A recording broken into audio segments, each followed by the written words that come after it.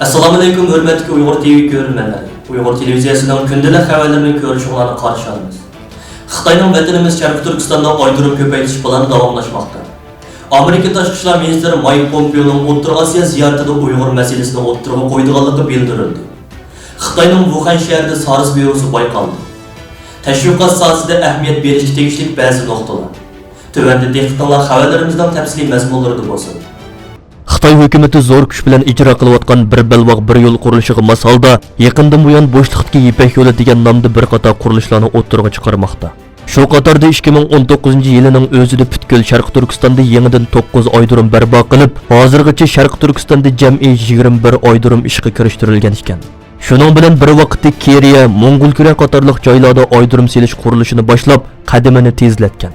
Shinxo agentligining 31 dekabrdagi xabarda bildirilishicha, bo'shliqdagi Ipak yo'lini texmo kengaytirish uchun 13-5 yillik plan mezgilida Sharq Turkistonda yana yangidan 16 oydirim yasaladi ekan. Analizchilarning qarashicha, Sharq Turkistondagi oydirim xizmatchilari hamda aeroplandagi yo'lovchilarning mutlaq ko'p qismi Xitoylar bo'lib, yerlik Uyg'urlar buningdan qilchilikmi manfaat ololmaydi ekan. Amerikadagi mustaqil kuzatuvchi Ilshad Hasan apandim bu vaqtda to'xtalib, oydirim qurilishi dunyoning boshqa joylarida insonlar o'rtasidagi aloqani ilgari surdi. Ammo Sharq Turkistondagi oydirimlar har qachon Xitoy hukumatining Uyg'urlarni yo'qotish harakatiga vosita hamda bevosita yordamchi bo'lish rolini o'ynaydi dedi.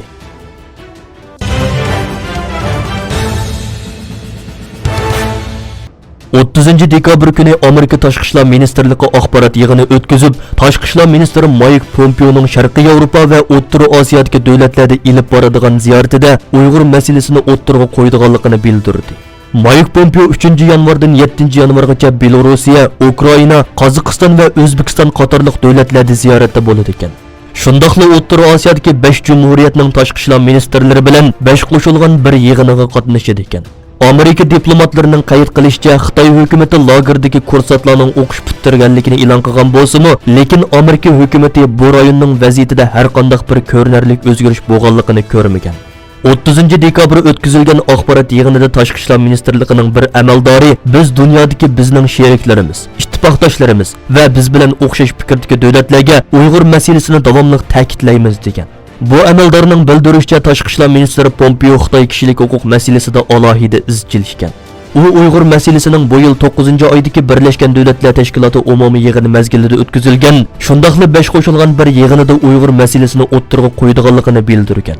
Mike Pompeo bu qitim ziyorat qiladigan Belorussiya, O'zbekiston, Qozog'iston qatorliq davlatlarning Xitoyning 3 milliondan ortiq Uyg'ur va boshqa musulmonlarga kasbiy tarbiyalash nomida lagerlarga qamab, ularga qarata ming yuvish ilib berishini qo'llagan davlatlardir. Bularning ichidagi Belorussiya bu yil 10-oyda Tojikiston, Qirg'iziston, O'zbekiston, Turkmaniston, Shimoliy Koreya, Suriya, Kuba qatorliq 54 davlatga vakolatan bayonot e'lon qilib, Xitoyning Xinjiangdagi terrorlikka qarshi turish tirishchanligini qo'llaydiganligini bildirgan. Buning oldida Angliya boshchiligidagi 24 g'arb davlati bayonot e'lon qilib, Xitoyning Uyg'ur rayonidagi kishilik huquq tafsandichiligini ayblagan edi.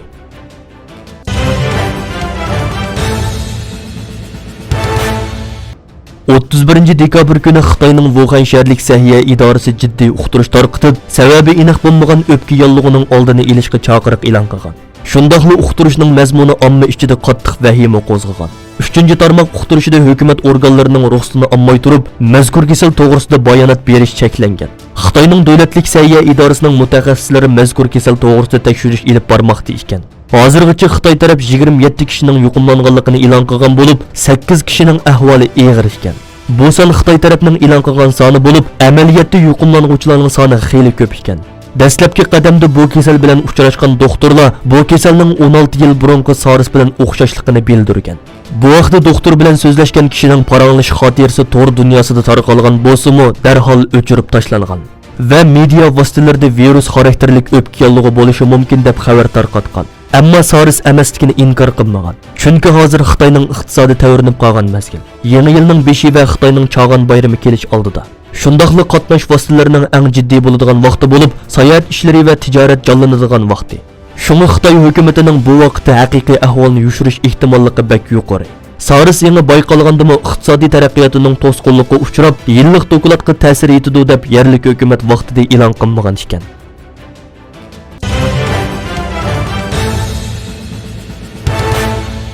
Təşviqat media üstüge olgan vazifelerden biri bulup, növbette diasporadaki Şərqi Türkistanlıqlarning medianing bu vazifasini icra qildirish va rolidan foydalanishdan boshqa unumli kurash qilish usuli yo'q deyarlik.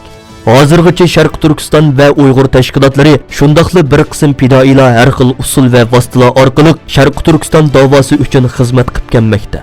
Bundan ilgari ilib berilgan tashviqot xizmatlarini bir qator ko'zdan kechirish, navbatda ilib berilayotgan tashviqot xizmatlarini kuzatish natijasida buningdan keyin Sharq Turkiston davosida tashviqotning qaysi sohalarga ahamiyat berish kerak. Sharq Turkistondagi Xitoyning yuqori besimliq bostirish va qirg'inchilik harakatlarini, milliy, diniy, kultural tajovuzchilik jinoyatlarini yangicha shakl orqali o'ttirib qo'yish kerak. Ya'ni televiziya teatrlari orqali tashviqot, kino filmlarga mablag' selish, ijtimoiy taratquv vositalari tashviqot markazi tashkillash, yuzma-yuz tashviqotga ahamiyat berish, Uyg'ur sarxillari, shaxsiy turbat, blog echish qatorliq yuzlanishlar orqali ijtimoiy taratquwga ahamiyat berish, notiq, turga ega bo'lgan maxsus tashviqotchi yetishtirish, maxsus talatliq o'smir yetildirish, vositalarning vositasi orqali tashviq qilish, tashviqot materiali ombiri qurish, umumyuzlik tashviqotga yuzlanish va yuzlantirish qatorliqlar. Yuqorida deyilganlarning ba'zilari ehtimoldan yiroq ko'rinadi, ba'zilari nihoyatda oddiy. Ammo bularni amaliylashtirish va tatbiqlash mas'uliyat, muhabbat va majburiyat talab qiladigan ishlar bo'lg'ashqa, bu xil ong va sezgiga ega kishilarning kam bo'lishi Uyg'ur davosini oqsatmasimi, ilgirlash ancha tez bo'lmayotadi. Samimiyatni asos qilgan tashkilotlar, vatan, millat so'ygisida rostchil bo'lgan ziyolilar va millatparvar boylarning yordami bilan inshaalloh pat orda murod maqsadlarimizga yetkaymiz. Xəbərlərimizni köygün olaq rəhmət. Görüşkiçə aman bolunlar, xeyir xoş, Allahqa emanet.